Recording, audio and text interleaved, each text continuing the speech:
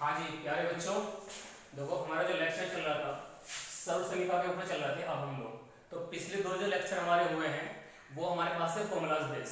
तो मैंने आपको लिखे थे कुछ फॉर्मूलाज, उसमें एक रिजल्ट मैंने आपको ये भी लिखा था ए स्क्वायर माइनस बी स्क्वायर, यानी कि ए प्लस बी ब्रैकेट ए माइनस बी। मतलब जब दो नंबर होते हैं और जब दोनों पे वर्ग होता है और बीच में माइनस होगा तो एक बार उनको प्लस में लिखोगे और एक बार गुणा में उसको माइनस में करके लिखोगे। ठीक है, तो इसका एक सवाल ये लिखा है इसने कि सर्व समीका ये वाली का उपयोग करते हुए इसका मान बताओ, दूसरा इसका मान बताओ, तीसरा सवाल है इसका मान बताओ। तो अगर मैं पहले की बात करता हूं कि मैं इसका मान कैसे निकालूं इसके तरीके से, तो मुझे बहुत आसान है कि जब ये सर्व समीका है एक बार प्लस हो रहा है दो नंबर का और उन्हीं नंबर्स का माइनस हो रहा है तो उनकी जो गुणा होती है पहले का वर्ग माइनस दूसरे का वर्ग होता है।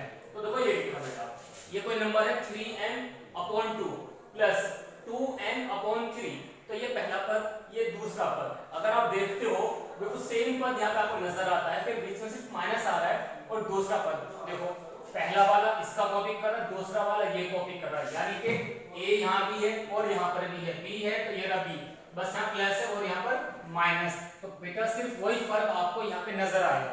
तो मैंने क्या लिखा, इसको इस्तेमाल करते हुए या इसका उपयोग करते हुए मुझे बताना है। तो आपने क्या लिखा कि सर ये तो सीधा आ गया पहले का स्क्वायर माइनस दूसरे का स्क्वायर।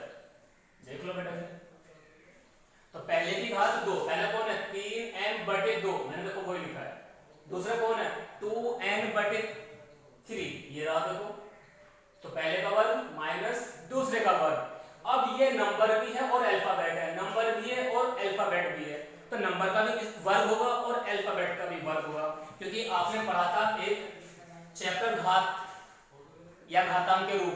तो देखो वही है, मान लो मैंने आपसे कहा 2x की घात 2, तो तुमने क्या लिखा सर 2 का वर्ग अलग हो जाएगा और x का वर्ग अलग हो जाएगा, तो 2 दूनी 4 तो ये अलग हो जाएगा और अल्फाबेट का पावर ऐसे रहेगा। बिल्कुल सेम तरीका यहाँ पर आता है। तो मैंने कहा 3 का वर्ग बटे 2 का वर्ग, यानी कि 3 का वर्ग तो अलग कर दो, 2 का वर्ग अलग कर दो और ये जगह m की पावर 2, फिर माइनस 2 का वर्ग अलग कर दिया, 3 का वर्ग यहाँ पे आया और ये n का वर्ग। इस तरह से मैंने ओपन कर दिया है। ठीक है, तुमने क्या देखा सर 3 का वर्ग, तो 3 किया 9 बटे 2 दूनी 4, 9/4 n की घात 2 माइनस 2 दूनी 4, 3 किया 9 n²। ये बन गया पहले का आंसर। इसे हंसना हटा देता हूं, सही है। दूसरी की अगर आप बात करते हो मेरे से, ये रहा दूसरा सवाल। तुमने क्या लिखा है सर देखो किसी का वर्ग है माइनस दूसरी संख्या का वर्ग है। बोला बिल्कुल सही बात है बेटा, हम इसके ऊपर ही काम करेंगे। तो मैं लिख दूंगा यहां पर मुझे नजर आता है a का मान 983 और b का मान नजर आता है 17, यानी कि 17। तो तुमने क्या देखा, जब दो संख्याओं का वर्ग हो रहा है बीच में माइनस है, तो देखो पहले का स्क्वायर माइनस दूसरे का स्क्वायर, यानी कि दोनों का एक बार प्लस फिर एक बार माइनस। तो लिख लो उसके बारे में, ये बन के आ जाएगा 983 प्लस 17, 983 माइनस 17। क्यों, आपने यही वाला फॉर्मूला यहां पे लगा दिया है। अब इसका प्लस करूंगा और इसको माइनस करूंगा। जब मैं इसको प्लस करूंगा तो आपको लिखना आता है तो आप अलग से जोड़ के देख लो इस तरह से। 7 और 3 10 बचा 1, 1 और 8 9 और 1 10 बचा 1 और 9 10। ये कितना आ गया यहां से, तो जो कोई का आया 1000, फिर ब्रैकेट मतलब गुणा इनका माइनस, तो 983 माइनस 17।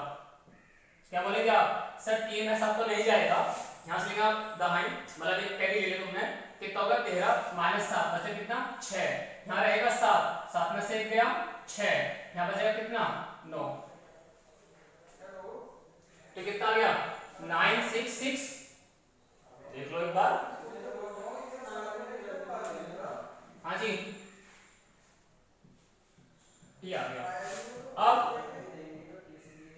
इसकी गुणा कर लो, बस गुणा करके जब ये है 966 11 0 0 0 फिर 1, यानी कि 1000 गुणा 10, तो सीधा कर दोगे 96 और 3 0 ऐसे ही। तो जब 100 या 10 या 1000 अगर गुणा करता है तो नंबर में सिर्फ को 0 आगे बढ़ा दो आप। तो देखो ये जो चीजें कॉपी करी मैंने वही लिख दिया है। आप बात करोगे तीसरे सवाल की, तीसरे में भी कुछ नहीं है। अब देखो पहले लिखा होता है ये 194, क्या मैं इसको ऐसा लिख सकता हूँ? आपके पास जो नंबर है 196 194, या तो मैं ऐसा लिख लूं या फिर आप मुझसे ऐसा भी कह सकते हो। तो इसको लिखने के दो तरीके हो गए। किसको? 194 के। अब या तो मैं इसमें लिखूंगा या इसमें लिखूंगा, लेकिन कैसे लिखूंगा दूसरे का पहले एक बार देख लो। ये शायद आपको ऐसा नजर आ रहा है, तो यानी कि मैं इसकी दोस्ती इससे कराऊंगा। पहला वाला हटा दो दिमाग से। क्यों? क्योंकि मुझे इसके अकॉर्डिंग काम आसान हो रहा है। भाई ये 94 में लिखा हुआ है, या तो 190 प्लस 4 बोलूंगा या 200 माइनस 6 बोलूंगा, तो मुझे दूसरे वाले के हिसाब से काम करना है कि उसमें कुछ आसानी हो जाए। तो मुझे आसानी यहां से नजर आ रही है कि ये 200 प्लस 6 बन गया, तो ये 200 माइनस 6 बन के काम आसान हो जाएगा। अब देखो तो चीजों को कुछ सोचना होता है थोड़ा अलग जाके। तो मैंने इसको लिखा 200 माइनस का 6, इसे कहूंगा 200 प्लस का 6। तो इसकी जगह पर मैं यहां आ गया और इसकी जगह पर मैं यहां पे आ गया। तुम बोले सर तो बिल्कुल आसान हो गया। ये रहा भाई, एक बार दो नंबर का प्लस हो रहा है और दोनों नंबर का माइनस। तो देख लो आप 200 माइनस 6, 200 प्लस 6, यहाँ पे 200, यहाँ भी 200, यहाँ भी 6, यहाँ भी 6, बस यहाँ पे माइनस है और यहाँ पे प्लस। तो मैं आ गया इसी रूल के पास जो सूत्र दे रखा है, a square minus B square, यानी कि पहले का वर्ग माइनस दूसरे का वर्ग।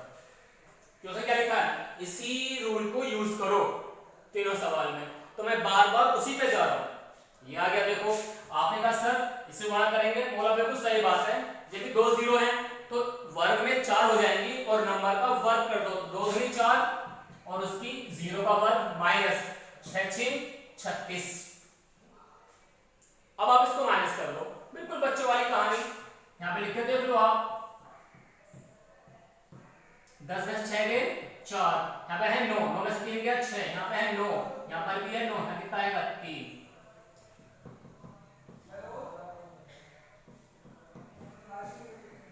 इसका ये आंसर है। ठीक है जी। तो पहले आपने उसको रफली कहीं पे पहले उसे माइनस कर, जो मैंने अभी करके दिखाया था आपको, और अब ये आया। तो देखो ये था आपका आज की क्लास। ठीक है, तो हमने 4 रिजल्ट देखे थे, उसका एक रिजल्ट में मैंने आपको 3 तरह से सवाल करके बता दिया है। तो जिस तरीके से जो आपसे पूछेगा तब आप आराम से बना सकते हो। ठीक है, बाकी क्लास हम कल करते हैं।